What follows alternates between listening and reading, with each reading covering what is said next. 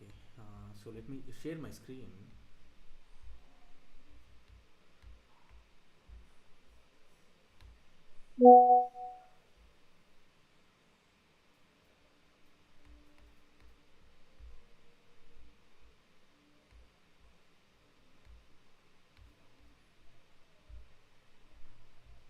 Internet connection is slow. How to do?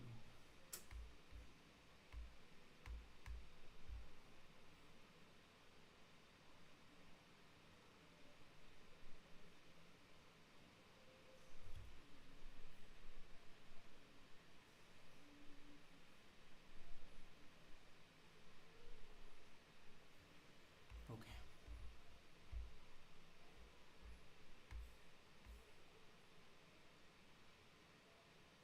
guys, my voice is audible, right? I hope I'm audible. I have to. Yes, sir. Audible. Okay, okay, guys. Okay, we are beginning international relations. A lot of you already know the format. These are what we're conducting is called as flipped classes, or the reverse classroom, or the reverse classes, right? We don't believe in the efficiency. We don't believe 2 hours, 3 hours lectures are very efficient. So we have taken this from the Japanese education system. In Japanese, especially the universities, higher education system, they follow these flipped classes, reverse classes. Very long, almost over a decade ago, I had read this in the Hindu editorial. Since then, it was in my mind, and we are doing this since the last 3 years, and it is it has been very beneficial to the aspirants. So what happened in flipped classes is we talk less, you guys talk more. We what is the modus operandi? Firstly, we will give you the topics. We will send you PDFs. Plus, we will give you the topic names, and we will give you some time, maybe 24 hours time you will be getting. So you will study these topics, you will study these PDFs, you will do extra some research and all. And obviously, you have not explained this, you have not been explained these topics yet. So around 50% only you might be understanding. Again, I'm being talking about the median here. You guys understand more than that, I know. But then you will come to these flipped classes. In these flipped classes, we will be doing two things, few things. You will be talking, you will be debating, you will be discussing about these topics, and we will be doing live answer writing as well. And we will evaluate your copies live, right now, right there and then. So by debating these topics, this is so you have revised it, one revision done, right? This is the second revision, you can say. That is actively you are learning, like you are pardon me, you are experimenting, you're debating. So you're developing your analytical skills, creative thinking ability, which is very important for UPSC mains. You're doing that. Once that is done, once the class is over, you written the answer as well. Two things you have to do. From today onwards, we will be giving you assignments, and we need it. And we have brought in a mechanism that within once you submit the assignment, within the next 5 to 6 hours, it will be evaluated, and it would be your answer scripts would be returned to you. It would be returned very on an urgent basis, on a top priority manner. Plus, you have to make one pager notes, consolidated one pager notes. Whatever has happened in the class and from these PDFs, one pager notes you have to make and you have to send it. That completes your learning on these topics. So, like this, you will have a very dangerous and unfair advantage over other UPSC aspirants. Then you could be able to easily eliminate them. So that is what you have to do. You have to go over and beyond, right, and study these topics. Use chat GPT. क्या what are there dearth of lectures की कमी है क्या YouTube में, Telegram में? There is everything you can do. Planned manner, structured manner, strategy बना के आपको प्रिपेयर होके आना है क्लास में. उसके बारे में बहुत ही हाई लेवल डिबेट करना है. देन लाइव आंसर्स लिखना है क्लास में. Then assignments you have to do. Few assignments we will give, only two questions or one question. Then you have to consolidate all these things within the next 24 hours, make a one pager notes. So next time you are revising this one pager notes only. You are not going to the PDF, you are not going to the recorded lectures, nothing. So that is the strategy of these flip classes. This will help you a lot, believe me, trust me. It is purely a cognitive science concept. So You are using cognitive science, you are using your own biology, you are hacking your own biology to learn well. So this is the best way of learning and teaching. So that's what we are doing. Okay guys, so also lot of things to be discussed, to be unbundled in this class. It is difficult to explain everything, so I hope you understand this is a flipped class. This is in what they say in international relation, we'll be discussing this today. Real politic, they say. Real politic class means it is practical, right? Not pragmatic, not ideal, it is practical. We are doing, we have assembled here from 9 p.m. today on this Independence Day till 10:30. We'll be here for one particular thing, for debating, for analyzing, for answer writing, for that only. So don't expect too much of teaching from us. Don't expect too much. We will go into the nitty gritty. We'll not explain what is. We'll be taking this term Cold War and all. We cannot explain what is Cold War. Disintegration of USSR, Sri Lankan Tamils, right? All these things, peacekeeping forces, all these things we cannot explain. You have to do, right? So what we want to do is, we'll not give you the fish. We will teach you how to hunt for this fish, how to go for fishing, right? So that is what we want you to be. We want you to be Atmanirbhar, right? Okay, guys. Now let's dive into it. My first question is, you will answer this question. Yes or no, you have to answer. IFP, that is Indian Foreign Policy, started evolving even before the era of PM Nehru. So take care, guys, when you're writing answers and all, don't write just Nehru, Jawaharlal Nehru, don't write that. PM Nehru. You need not add G and all, right? PM Modi. You need not add G. If you're adding G, if you want, you can add, but at least there should be a prefix, right? You should add. So my question is I this. Yes, sir. sir, in IFP started evolving.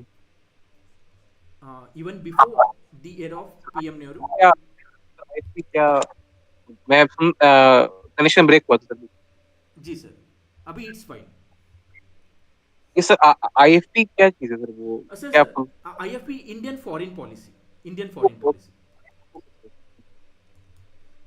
तो यही सवाल है, क्या was did PM Nehru ji he started India's foreign policy, या उसके पहले भी there was Indian foreign policy?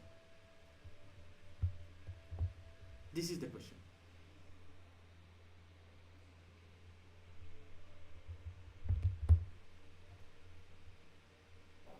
So pre-independence also there was Indian foreign policy. Right. Right, Anjali, you're right. Right, Pranshuji, you are right. Now tell me. Now what we will write is, we will not only write PYQs, right? PYQs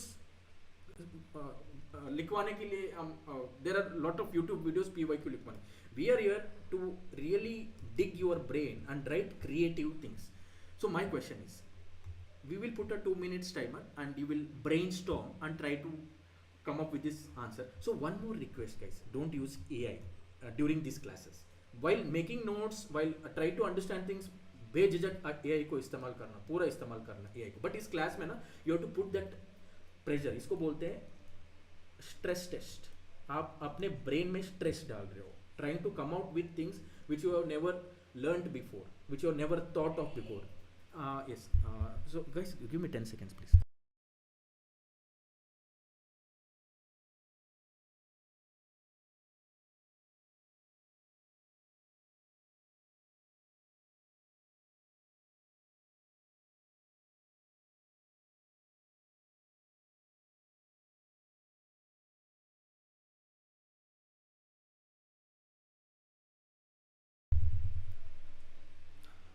I'm sorry. So you will be trying to write answers or brainstorm answers to such questions which you have never thought of, because this is what happens in the mains, right? Very difficult question comes, and it shouldn't be that you are seeing those difficult questions for the first time in that mains. You should daily practice that. इसको हम बोलते हैं deliberate practice. Deliberately practicing different questions, difficult questions. So my question is, I'm just trying to paraphrase here. uh,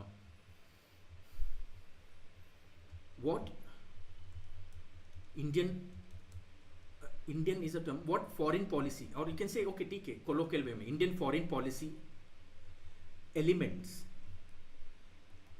existed in Ramayana, right? So we all know Ramayana. We have watched that stupid movie Adi Purush. No, stupid movie in the sense that VFX wise, the execution wise. So we know Ramayana. What is Ramayana? What is the story of Ramayana? Who are the characters of Ramayana? What are the gods in Ramayana? We all know that. So now you have to brainstorm. What are the foreign policy elements in Ramayana? So I'm on the timer here for 2 minutes. Then let's discuss. You guys have to brainstorm, and if possible write it down on a sheet of A4 paper. Let's do it for 2 minutes only. Then I would love to hear from you what you have thought about. Original ideas, no AI please.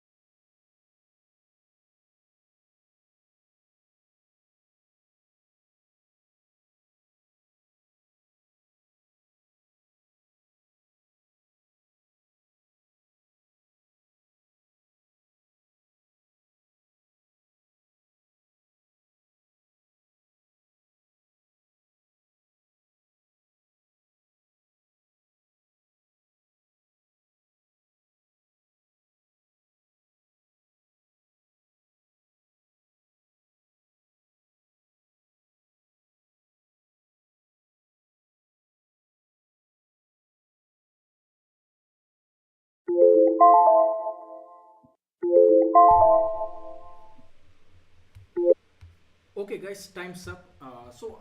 You can send your answers if you have brainstormed something. If you have brainstormed something, you can send your answers to mains players group. And who are in not mains players group, kindly send it to Chitra ma'am or Kriti ma'am, or you can send it to me as well. TK. So we know. So I will first answer, then let us you guys come in. Okay. So we know it is an epic history. Some say okay, we'll not go into that. Let's consider it history only.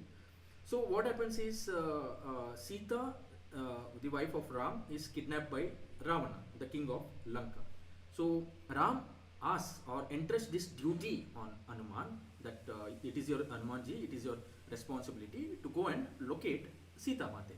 So Hanumanji he locates Sita ji in Lanka, and he tries to convince, right? He tries to convince Sita that he is an agent, or he is an emissary, or he is an ambassador of Ram and not that of Ravan. Right? Initially, Sita Mata is not convinced at all. So once he convinces that he has been sent by Ramji, then so Sita Mata conveys a message to Hanuman as well, and Hanuman then goes back to Ram and delivers this message to Ram. Right? This is what is this? What is happening here? It is Hanumanji is doing the same role of what diplomats do in modern times. In modern times, what are these diplomats called as? What are they? What is their basic functions? If you might be knowing, information agents, right? They carry information from state A to state B, right? State B is the country where this information, these diplomats belong to carry down sensitive information. And when they're carrying this sensitive information, you might have played that game that people are standing in a queue, and one person says a term to him. When it reaches the last person, it is completely distorted, right? This is how information works. Information leakage happens. The noise comes into place, right? So this sensitive information, it should be truthful. It should not be distorted, right? It should not be manipulated. This is precisely what Hanumanji did. So he played the role of diplomat, information agent. Then what is the second role? Let us go back to that court scene in Lanka, right? Is arguing, Hanumanji is arguing with Ravana to liberate Sita, right? So while doing this, what is this? What is the power move that he does, right? He tells Ravana about the power of Ram, right? How popular Ram is how popular is Ram back in Ayodhya, right? He informs the enemy, that Ravan, about the leadership and the followership of Ram, right? So what he is doing, he is projecting the power of Ram. This is what countries do. This is what we do in international relations. That is why you can see Donald Trump squeezing the hands of his counterparts, right? That is why you see Modi ji doing bear hugs, right? Projecting the power, right? That is why India does surgical strikes. So this is how you should study, and you can use all these in your answer writing and in your essays and all. It will make. So there are various lessons like this, right? Various lessons. He actually punishes Ravana. He burns down Lanka. That is what the surgical strikes is. That is, these are the wars are. So guys, do you want to add anything? Let us see. I think Abhishek has sent an answer.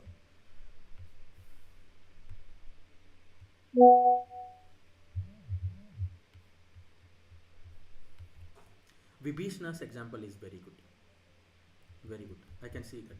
I wanted to do that, but due to want of time, we cannot go there.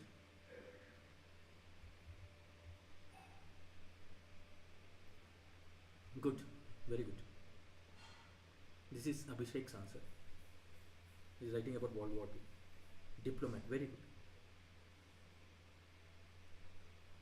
Very good. You guys know it already. Wonderful.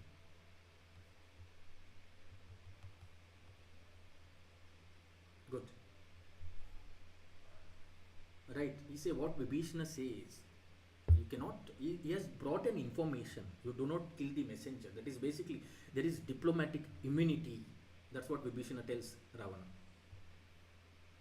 Pranshu tell them to fight Sugriva and Bali of enter Sri Lanka. Gave threat to Vibhishna throne. Rama with help of Sugriva brought back his wife Hanumanji, peace message. Right. Good.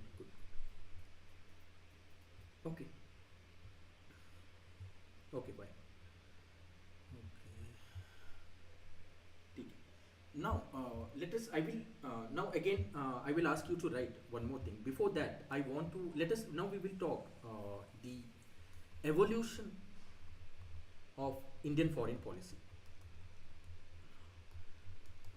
from 1950 to the present day. So how we will study it? How to study it? Why to study it? Because the question might come, right? They won't ask. See, you should not study prime minister wise. You should have an idea, right? The 1962 war, when it happened, under whose prime ministership? PL 480 program under whose prime ministership? Sri Lankan civil war under whose prime ministership? These are all prelims questions, guys. Right? In mains, this topic you have to understand the evolution, right? From idealism. नहीं, हमको किसी के camp में नहीं घुसना है. We will not be a pawn of any of the global leaders, right? We want to be neutral. From this idealism to a multipolar world leader. How did India reach here? This is what you should. This is what you should. This is the question again. I am saying the question. How did India reach from a state of idealism to a multipolar world leader? This is the question we will answer. So even before we answer this question, so you guys will be writing an answer to this. But let me give a very small. Let me give a very small. Just one moment, guys. I'm getting a call. Just 10 seconds only.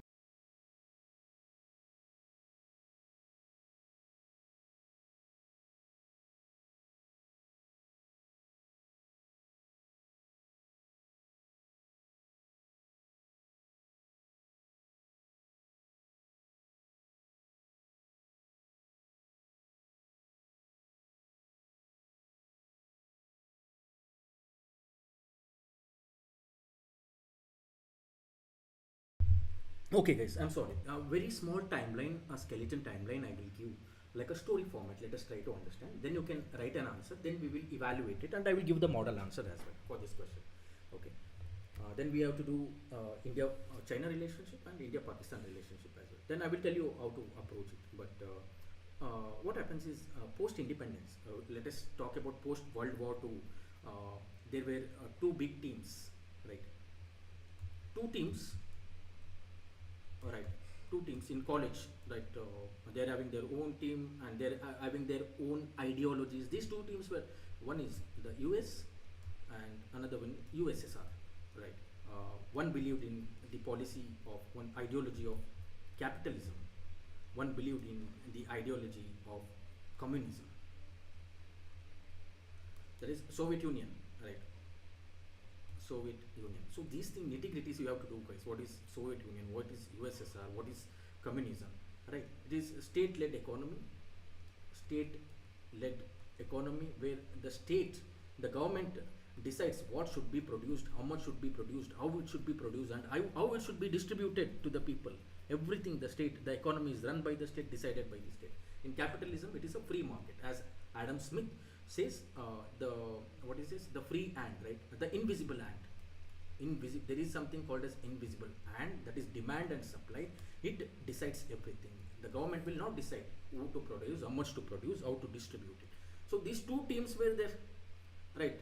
These two teams expected the weak. These were rich teams.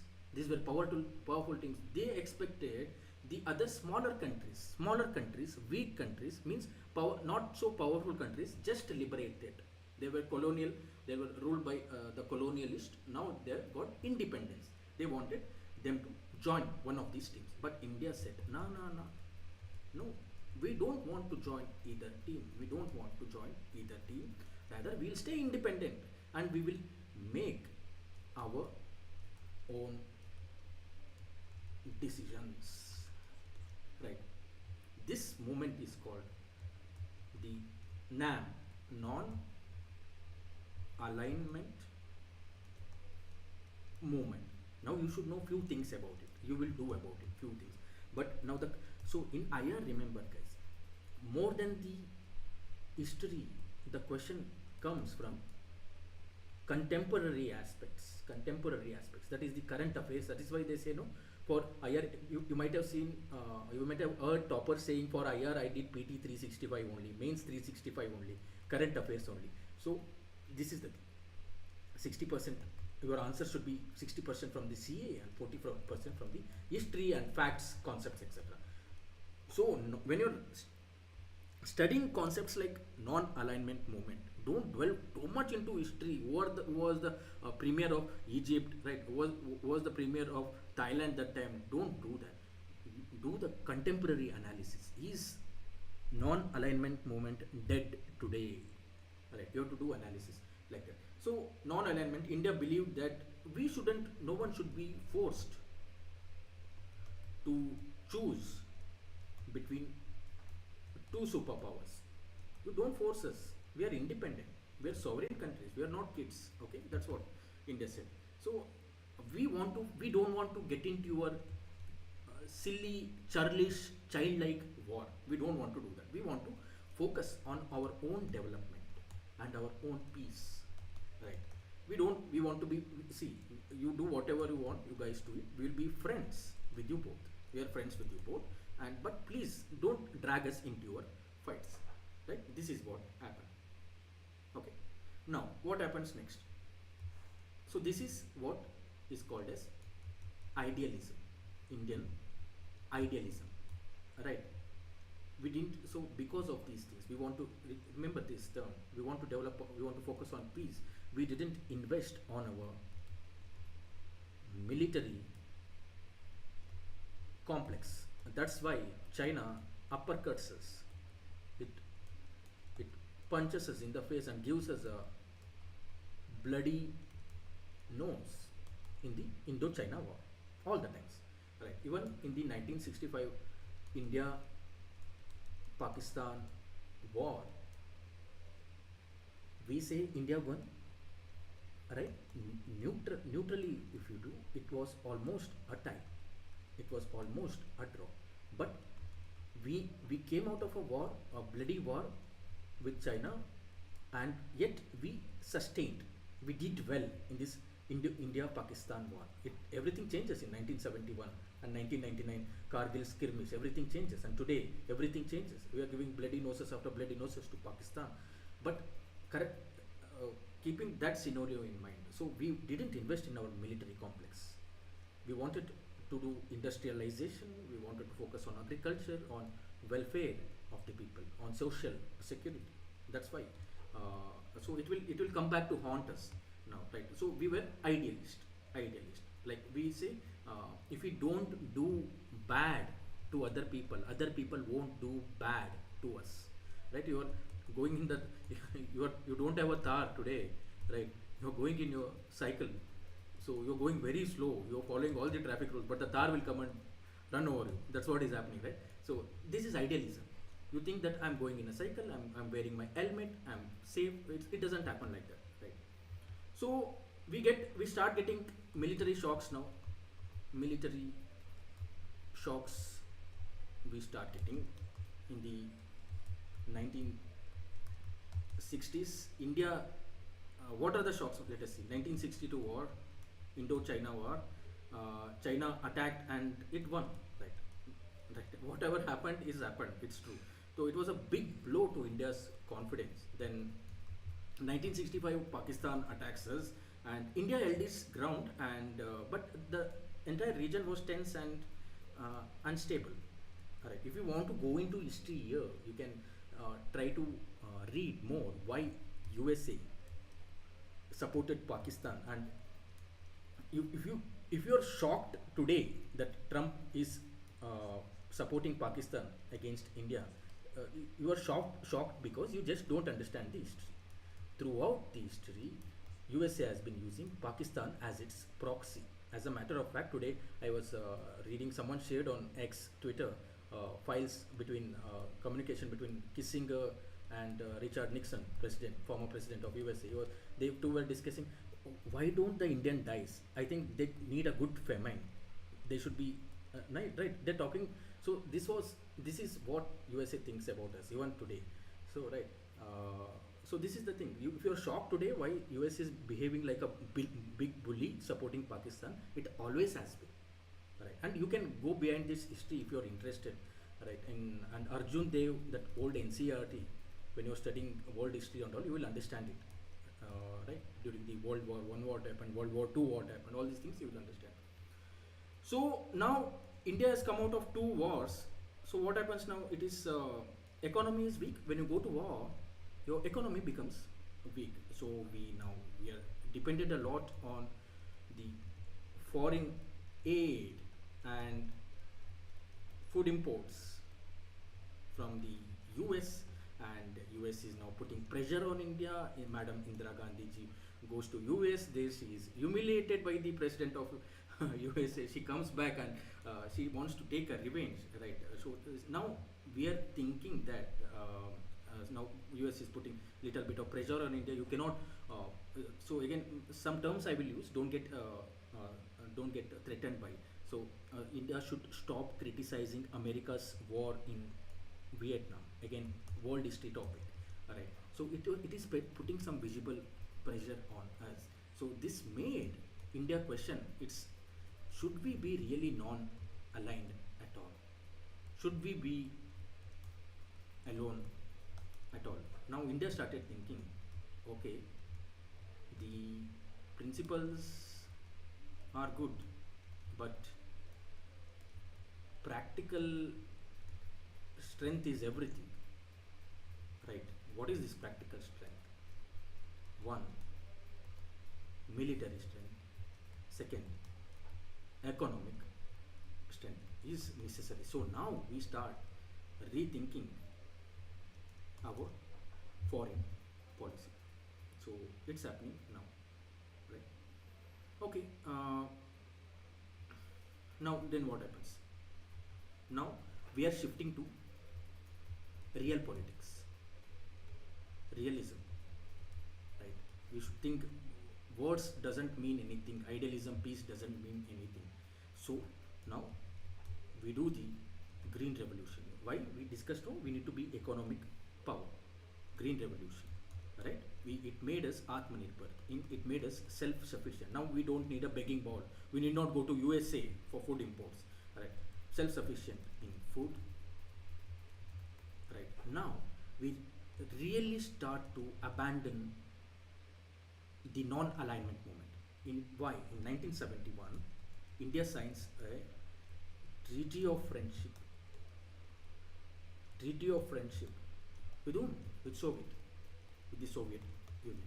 Why? Reason again, it's too detailed, too muddy to really get into this 90 minutes class. But because US was getting close to China, and there was a crisis. Most importantly, there was a crisis in East Pakistan, right? The British divided it into East Pakistan and West Pakistan. West Pakistan started dominating the East Pakistan. Even they started imposing the hegemony of Urdu. They were basically Bengali speaking Muslims, right? Hegemony of Urdu they started. So this is the lesson. Now you cannot, one language, one nation, it cannot happen for a country like India, in Indian subcontinent. It is not possible. So there was a crisis in East Pakistan, and what happened? These people, ethnic Bengalis, were attacked, and they started infiltrating, immigrating to India, right? So this started happening, and India and Soviet gave its support to India, right? Support to India in this war, and India was successful in liberating East Pakistan, and it became Bangladesh, right? Stronger ties. This is the turning moment. This is the turning moment where we actually abandon the idealism of non-alignment movement, and we adopt pragmatism, real politics.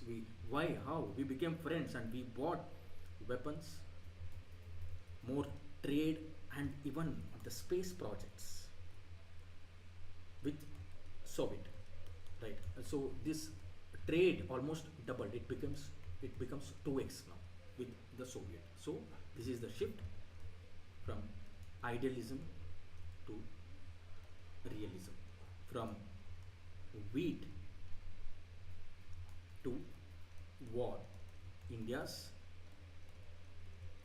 realist rise. Then what happens? 1985. Now India becomes confident now, right? We start become confident. We have won a huge war. We have liberated a oppressed country now. We are doing well with respect to self-sufficiency, food security. We have, what else we need? Now we start doing. We use this term, power projection. We are powerful. We want to become a global leader. We have that appetite to become a local leader, at least in Asia. That's why we created in 1985 SAARC, right? Group of Southeast Asian countries working together. We started becoming the regional leader, right? Some things went wrong as well. There is a movie. If you you don't have time, but if you Madras Cafe, sir. Madras Cafe. Right, guys. I don't know how to fix this. Let's try.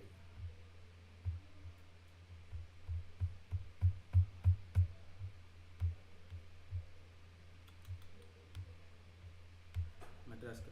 Okay, if you have time, you can watch this movie, Madras Cafe. You will understand, right? At least you can watch the trailer also. If you watch the trailer, you will understand. So new possibilities starts emerging, but most important development what happens now is the Cold War is ending, and erstwhile USSR is disintegrating, right? Erstwhile USSR is disintegrating, and let's try if it's solved now. Otherwise, we have to go to, okay, solved. But this one will remain here, so we have to go to another page, new page.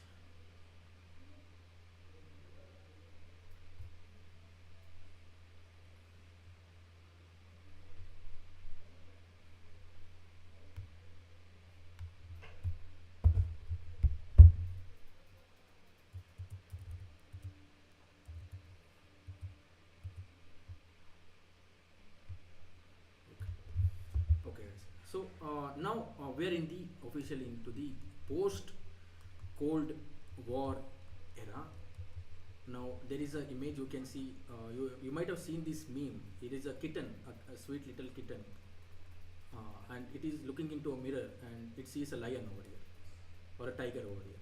So that is what now the Soviet Union, that Russia, what we call, is only a shadow of its past.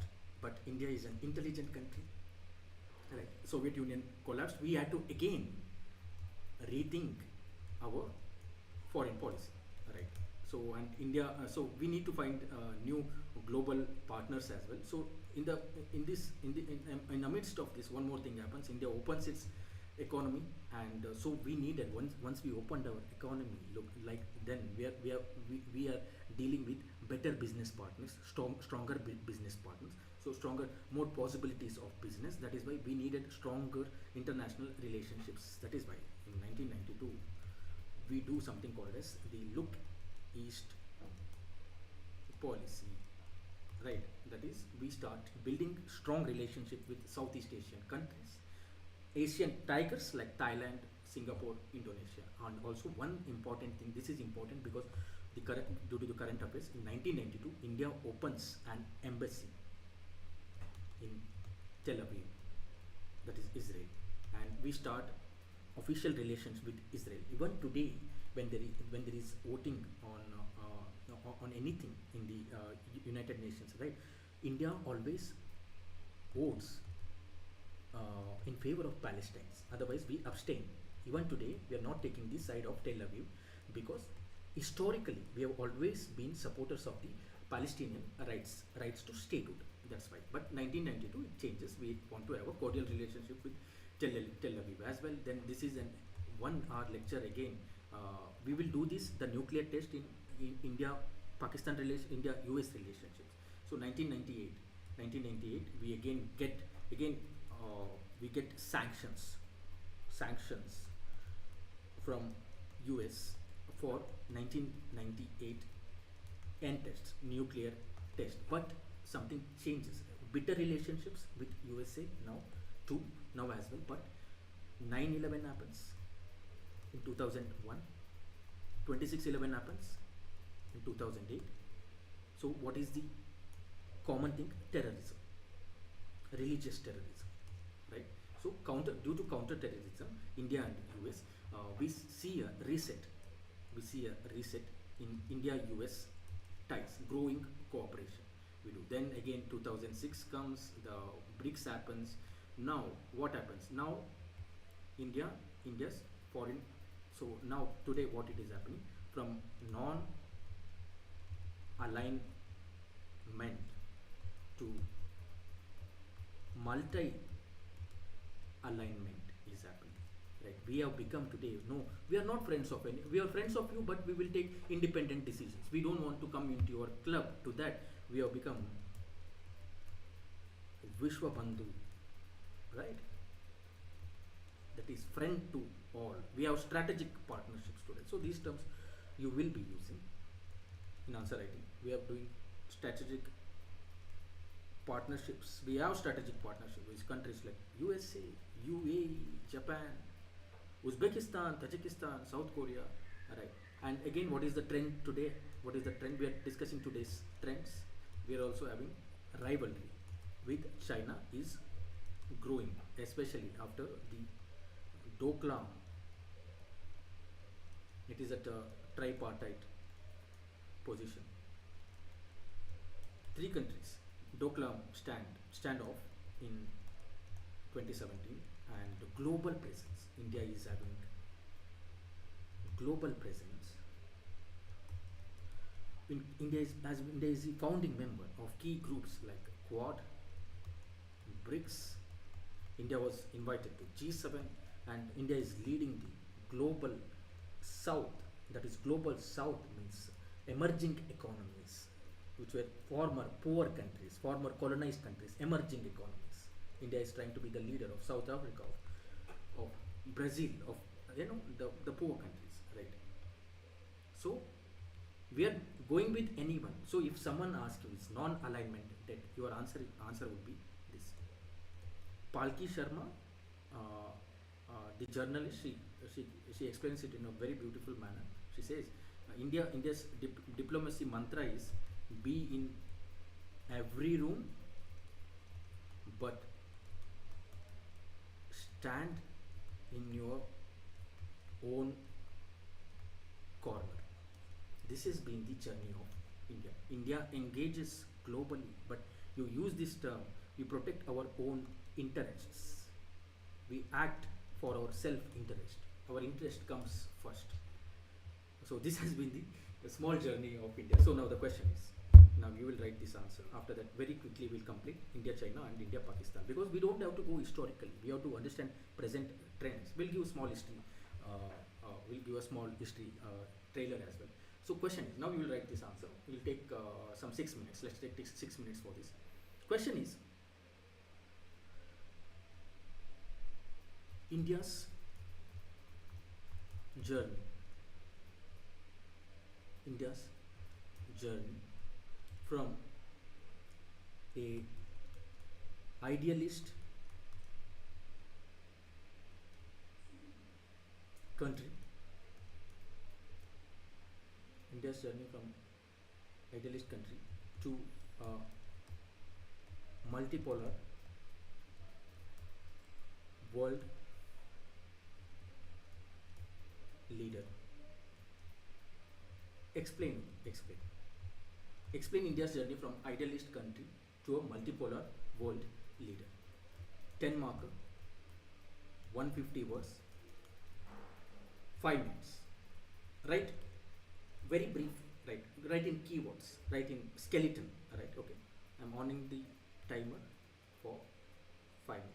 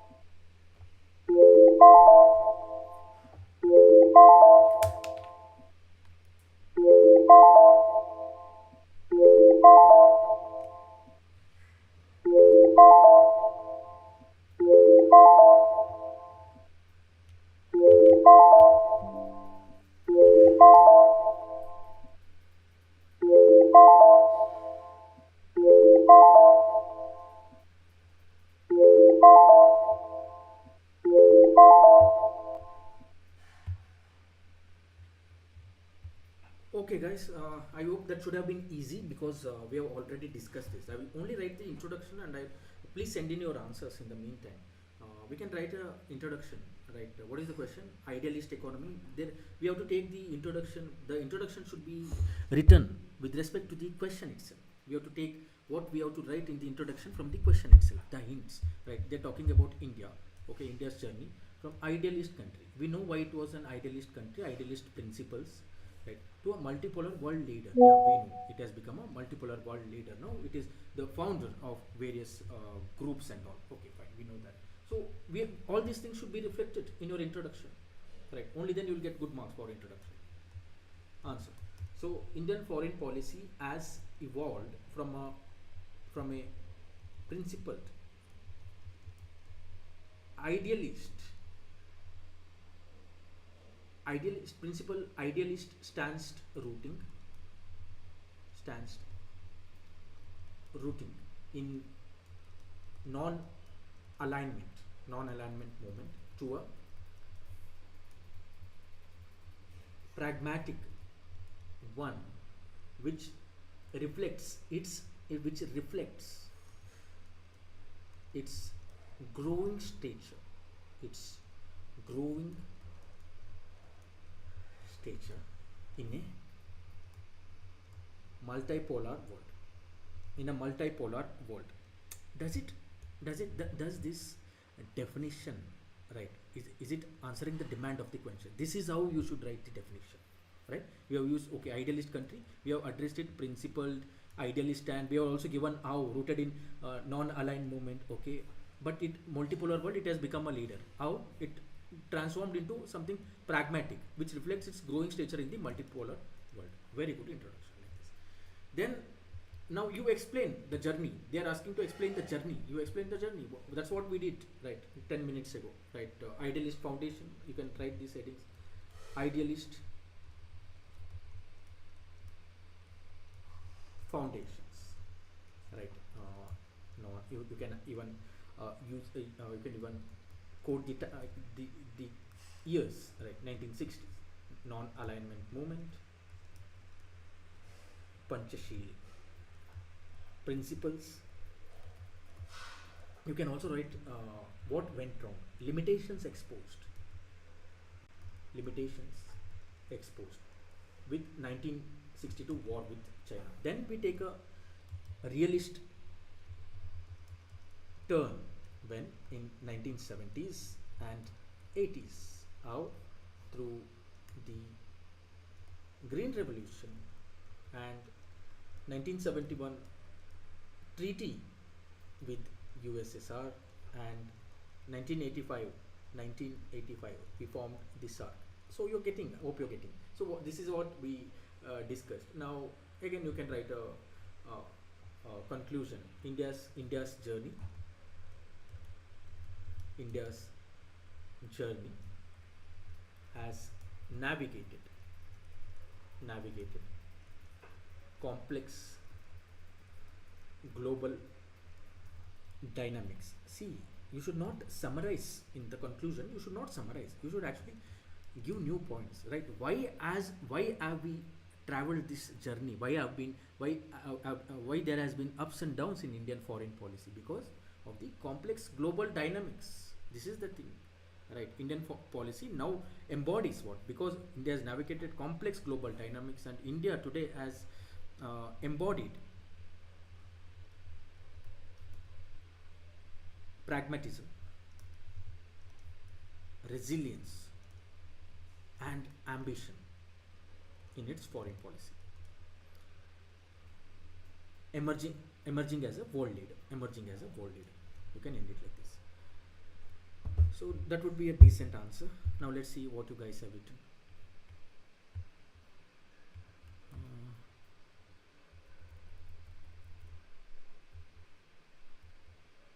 Abhishek. With humble beginnings from NAM, India has always strived to be a global player. Liberation of Bangladesh was a major victory. Okay, got it. Image from idealist country to a global power. Okay. Okay, good. You remember the years? Very good. Good. Okay. So this is Akash.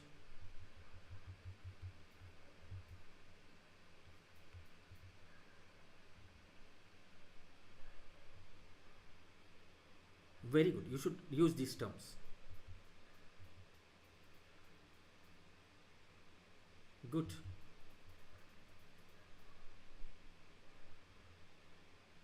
Good.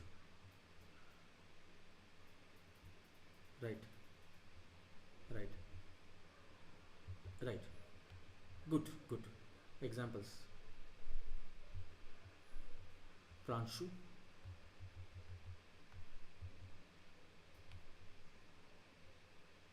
Right. Okay. Okay. Okay, yeah, understood. Good. Make in India initiative. Fine, fine, fine, fine, fine. Okay, guys. Okay.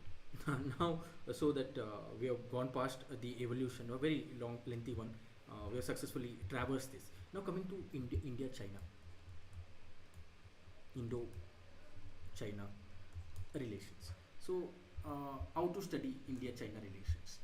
We have to first understand the agenda. The You have to first understand. One second. Okay. We have to first understand some history, or what they say, the points of contention. Where are the tensions lying? Okay. Once you understand this, you already know this. Every day you read newspapers, you've seen in TV channels and all. There have been movies made out of it. Right? A new movie is coming, Galwan. Right. So you know about this, but the questions comes from the contemporary issues. We have to focus more on that. So before we write on contemporary issues, let us little bit understand what is the issue. Very briefly we will understand. So firstly we are having the border disputes, right? We are having the border disputes in line of you can line of actual control, LAC, line of actual control. It is, what is the issue? It is undefined. It is undefined, and as it is undefined in the sense, we have not demarcated this property, this area belongs to me, that area belongs to you. We have not defined it, right, very well. So in several sectors. So what happens? We have to patrol it. Our army patrols it, their army patrols it, and so clashes happens. There are a lot of nitty-gritties here. We are not using weapons and all. That's why we are using barbed sticks, right? So you can read it why we are using all these things. Then what are the other disputes? The Galwan Valley clash in 2020, a turning point that actually we saw the casualties of our soldiers, right, for the first time, and it hardened the public sentiment in India. We became anti-China, right? Then current status is NSA level meetings, talks and all is going on. Then strategic competition is there between these two giants, between the dragon and the tiger. Strategic competition is there. That is, what is the strategic competition? China's influence. China wants to influence the littoral countries, the littoral islands, small countries around it. It wants to become a global superpower. It wants to revive the erstwhile Silk Route, right? So it is it has an initiative, Belt and Road Initiative. It is building ports, infrastructure, roads, like similar to what was the Silk Route. So China has deepened, and it is what it is doing. It is encircling India through this infrastructure, through these ports, through this military post and all. Okay. So what is India doing? India is doing counter moves as well. We are strengthening our quad. Right, quad it is with US, Japan, and Australia, and we have our Act East policy. We are becoming good friends economically with the Southeast Asian countries, and we have Indo-Pacific partnerships as well. Then again, you have to, the other dimension would be the trade and economic concerns. Right. One more finally, today, what you should be focusing on is the global power dynamics. You should focus on this, right? With rising US tariffs on India, what is New Delhi doing right now? It is engaging with China, it is engaging with Russia to why? To balance its strategic options. This is the question. This is where in this mains the question 2025 mains we're expecting a question on this dimension, and if nothing major, no major developments happen, this would be the question in 2026 as well. Right. Sir, can you explain the literal meaning of the power dynamics? I don't understand that. What is the exact meaning of power dynamics? Okay, I will give you a very good example. So US uses this. There is something called as balance of power. Right. This means no one country should be more powerful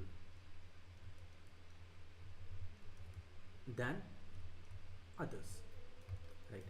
No one country in a region, in a particular region, should be more powerful than another. Right. Now, who says this? Balance of power should be there. Everyone says this, but mostly the USA wants to have this balance of power in South Asia with respect to India and with respect to Pakistan. In USA do not want India or China to be too much powerful. That's why they uses proxy Pakistan as a proxy. That's why F-16s they are selling arms, ammunitions. They're selling. Their USA is basically using Pakistan as a own backyard to contain earlier to contain Russia as well USSR. Now to contain India. It doesn't want India to be too much powerful. That is why USA is using the term there should be balance of power. Two nuclear armed states, one country should not be more powerful than the other. So now this power dynamics keeps on changing based on time. Earlier, what was the power dynamics? It was a bipolar world. Means who is having more power out of the 190 countries? Which countries is having more power? Which geographical countries are having more power? Earlier, it was a bipolar world. Two powerful countries, USA and USSR. Then post World War it got disintegrated, and now we know we use the term Soviet Union was just a shadow of Russia was just a shadow of its erstwhile USSR or Soviet Union. Now for some time it became a unipolar world. Now it is a multipolar world. So you can see this power dynamics, who is holding this power, is changing. So now global power dynamics is changing, right? We expected some good things from USA. We wanted USA to be our friend. So, but USA is trying to bully us as it is doing with other countries. So now we want to change this power dynamics. We want to form this alliance. We want to become close with China. That's why Modi ji is going to Shanghai for the SCO summit, and Putin is coming to India. This power dynamics is again changing. So this is the meaning of power dynamics. And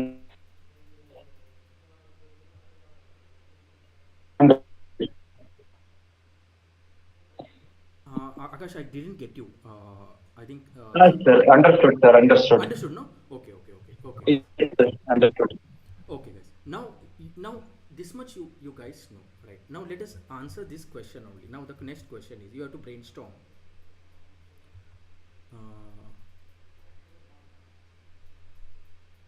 let's take this question. Let us take rather, I don't want to take, the question is, okay, write this question. India and China relationship stands at a very interesting avenue,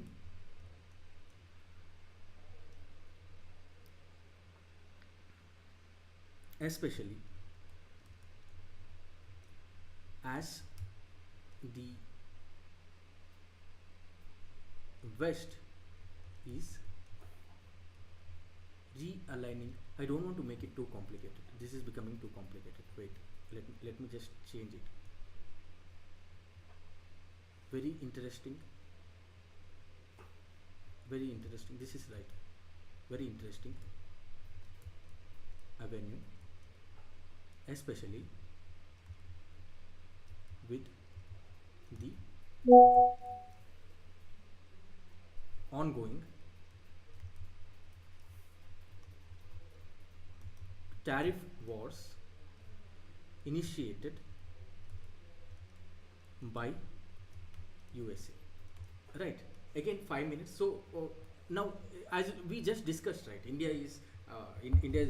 Modi ji is going to China after several years. We want to revive our because if we are alone, anyone can come and fight with us. But if we are in a group, and if we are in a very powerful group, that one, a powerful club, we will we get that sense of security, that robustness.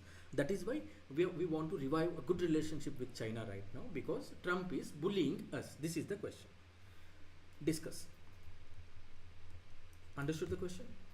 5 minutes time.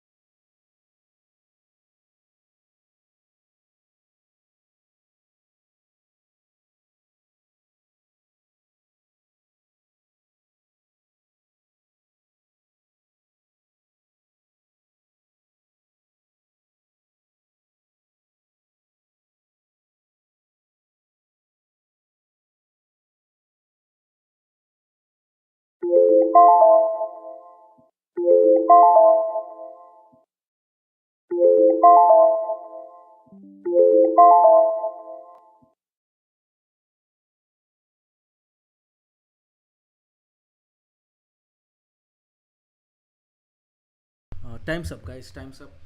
So let's discuss it in a bit nuanced way.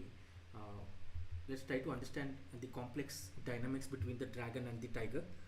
Then you in the meantime you send your answers as well. Then one more answer we'll write. Then we'll wind up for the day. Okay. So India-China relations. That is what we are talking about. And what is India-China relations? But how it is changing due to the current global complexities, especially from the US, right? So India-China relationships, right? It has been shaped by a mix of cooperation and competition, right? So we cooperated for some time, the Panchashil agreement, the right, etc. Panchashil agreement, right? So but there was competition as well, right? We have discussed the border disputes, the strategic competition, right? Because of changing power dynamics again, and this tariff wars slapped by USA has added a new layer of complexity as well. Now, new layer of complexity. So now it is because of USA. Now both the countries are reassessing their strategic relations, or if you're writing for PSIR, strategic calculus. Right. So again, because of this, what is happening? New this moment is as presented as new risks and opportunities. This is the question. You should write it. These things should reflect in your answer, right? So earlier, coming to the body part, strategic jolt for both China and Russia. What the US tariff US tariff shocker? It is a shocker for both the countries. That is 50% on Indian goods. Why? Citing we are importing energy, importing fuel from Russia. It has strained India-US relationships. Now, India, what happened? India was once seen by the West as a potential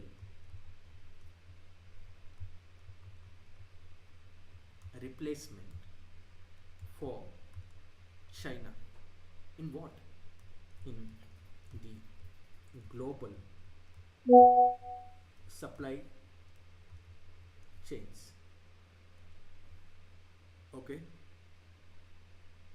Right. Now we were a potential replacement. Right. We were a potential superpower replacing China earlier. Now what has happened? Because of this, now India is facing protectionist barriers. This is why we are doing strategic rethinking in the relationship with China. That is, we are now we are doing diversification of partnerships. Why we are doing all this? Why we are not bending our knee to the US, just as the entire European Union did, South Africa did? Why we are not doing that? Because we care about our strategic autonomy. Now, if you remember, this strategy was we even talked about it in the NAM. So NAM is not dead completely. Some principles of NAM is still alive, right? So this is a tactical engagement. Now India-China, we are coming to what happened, why it is happening. We have written here India-China relationship. Now the rethinking, it is a tactical engagement, right? Realism, real politics, what we say, practically, because we already are having we are having deep trust deficit, right, with China, right? Deep mistrust remains, and India with respect to China as well. China distrust India because we are strengthening our quad ties. We are investing in Indo-Pacific partnerships, right? India is asserting its leadership in the global south. But this tactical engagement, what we are doing right now, again current affairs, this is we are reopening the border trade routes, that is Lippo Lake, Natula and all, and resuming direct flights. And we have eased China has eased urea export restrictions which are imposed on India, that is signaling some sort of thaw or release in the tension in the economic ties, right? All this is happening. And further, what we can do further, we can explore JV, joint ventures in green tech. So these are the fodder, pharmaceuticals, and mutual benefits in rare earth minerals, in artificial intelligence, in semiconductors. That is, the term is economic pragmatism. See how it is changing because of someone else's action. This is what global power dynamics, what we were talking about. So now conclusion that now the relationship is at a strategic crossroads. Today we are having tariffs have been slapped, but tomorrow the US removes these tariffs. Then what we would do, right? What will be the relationship of status of this relationship, newly found relationship between India and China? So right, that is the thing. So we should go for the solution is we should go for pragmatic engagement with China as well, right? It is a, if we, even if we don't wish, it is a superpower in the region, right? Balance, we have to have a balanced tactical cooperation with caution, right? Ensuring what we have to ensure, what it shows, what it manifests. It is a India is following its multi-alignment doctrine. So are you seeing the answers in IR is meta? That is, you're writing all the concepts, all the superficial level, the eye level concepts, meta. Your answer is current affairs based, right? And to understand this current affairs answer, you have to understand the past, the history. That is why IR questions, GS2 people score less, GS3 people score more, the toppers score more, right? So this is how you should tackle. Okay, now let us see your answers if you have sent any. Okay, you guys have sent. Who is this Chitra ma'am? Is this Aditya? I don't know who is this. Okay, explain India's journey. Okay, this is the previous answer, right?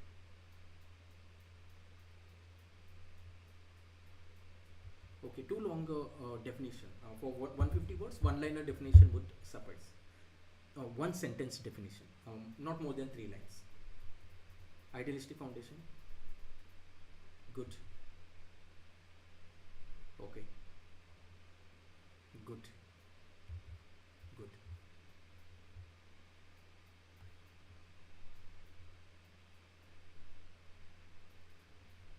Good. Brown shoe. Okay.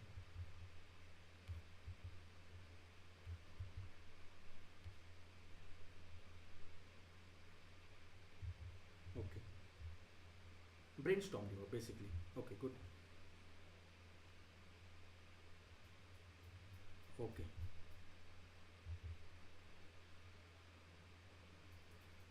Okay. Okay. It was a difficult question. Abhishek, since the tariff imposed by. So, Yes, yes. so that is of Anjali, sir. Anjali Trivedi. Okay, okay, Anjali. Thank you, Chitra. Thank you, Anjali.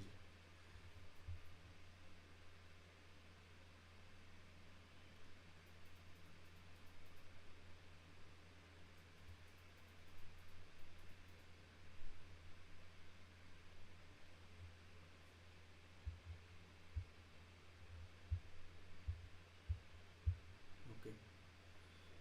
Okay. Okay. Akash. Okay. So the thing is, what I'm saying is, my point is this. why am I my point is this: if you don't do this now, if you don't, these are difficult topics, these are not easy topics, right? IR is not an easy paper. That's why in GS2 usually toppers are scoring 95 to 100. In GS paper 3 they're scoring 110 plus or 105 plus, even more sometimes. It is a difficult thing because contemporary, the current affair question are not very easy questions are coming. So what 90% of the aspirants do is they do this post prelims examination, and in unimaginable pressure you will be to even do these, learn these things and all. So we are learning it now, which is a good thing. One second guys.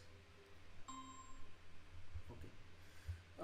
So last question, India Pakistan relationship, again go through the history, what is happening. History से question नहीं आएगा. They won't ask you to explain the Sir Creek issue, right? They won't ask you to explain hello, is someone saying something? To interrupt, sir. Sir, I had to leave for some medical.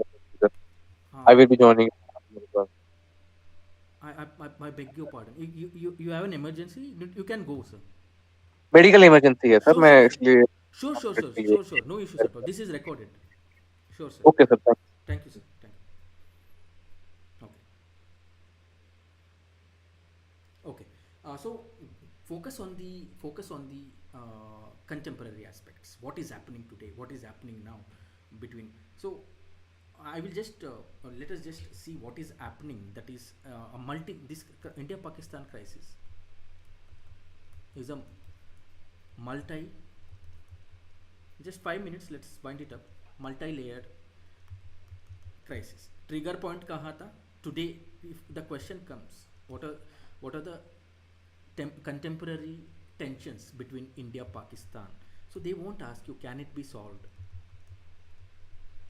Right? You might have seen as your UPSC aspirants, they do mock interviews, right? Academies, Drishti and all. In that, one of the topper was asked, how should India solve India-Pakistan relationship tensions? She gave a very pragmatic answer. So that interviewer mocked her actually. You should not give a pragmatic answer. You should give a direct answer that we should attack Pakistan. We should not do back channel talks with Pakistan. So such questions won't come because UPSC knows you would be lying straight out, right? So you should focus on, when you're focusing on Pakistan, what are the current issues, then what could be the pragmatic solutions for it. You should focus on that. So where was the trigger point contemporarily? The Pahalgam terror attack. Right, contemporary today, in April 2022, April 22nd, 2025, what happened? 26 civilians terror attack में वो martyr हो गए, right? They died, they were killed by this terrorist. So when you're writing answers on India and Pakistan, you should use these current affairs, use these facts and all.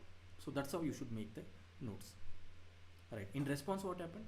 In response, India launched the Operation Sindoor on May 7th. Only 6 or 7 countries you have to study this deeply. So these terms, when you're studying, especially with respect to India, US, India, China, India, Pakistan, you might remember these things. When you're studying for India, Myanmar, India, Sri Lanka, not so important. Okay.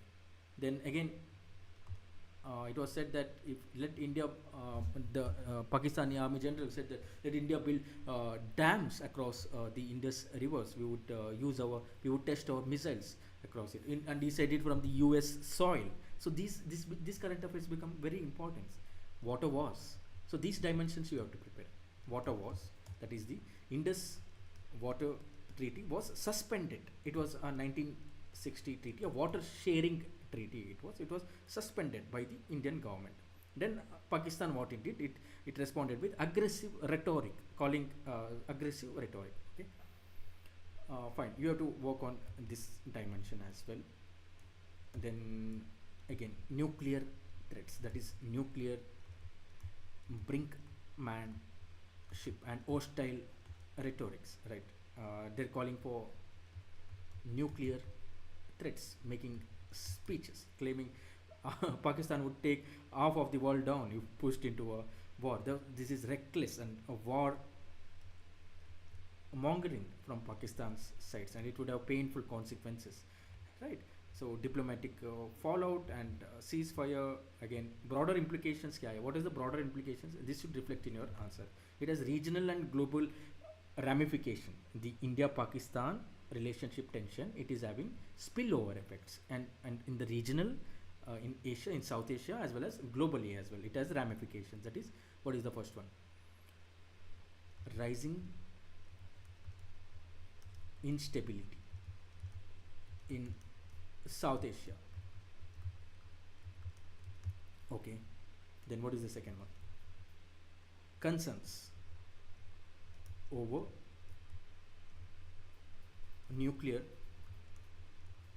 escalation, disruption of water security, and most importantly, this should agricultural livelihoods. Again, it's debatable. You should, because these are points from concerns from the Pakistan side, whether you should write or not. But we are just putting out on the table all the points which you can write. And increased military spending. Right, conflict escalation nahi hona chahiye. It won't be good for the entire South Asia, right, at this point of time. So this is how contemporary manner में आपको, and you have to find solution for this as well, pragmatic solutions, because you should not give उनके साथ friendship कर देना चाहिए, right? Some solutions you cannot give, forget about POK, no, POK लेना चाहिए, we should take the POK back. This should reflect in your answers, and our answer should not be war mongering, हमको war करना है उनके साथ, no, it should not be like that. We should have strategic autonomy. We should respect the sovereignty of our country. But if they attack, we will bloody give them a bloody nose. These things should reflect formally in your answer. So guys, that ends today's webinar. What we would do, the remaining is neighborhood countries. With not so much of intensity we done today, we will do neighborhood countries on Sunday, that is day after tomorrow. All the neighborhood countries, let us finish. Tomorrow morning you will be getting the PDFs. Sri Lanka हो गया, Bhutan हो गया, Nepal हो गया, Bangladesh हो गया, Myanmar हो गया, Afghanistan हो गया, all the neighborhood countries. We will complete it. And yes, I understand these are very dry and abstract, na, this IR. Just 10 more days you have to suffer. Just one more year you have to suffer, but you do it now. By September, October, let us finish these things, so that second time you would be doing in after post prelims, you would be in a very comfortable position. So all these things you have to read, study the PDFs, and come to the flipped classes. Here you write live answers, get it evaluated here, then consolidate it in a 1-pager notes or 2-pager notes, and keep on revising it. This is the way. Okay guys, do you have any questions, queries? You can ask. Otherwise, we can say tata, goodbye.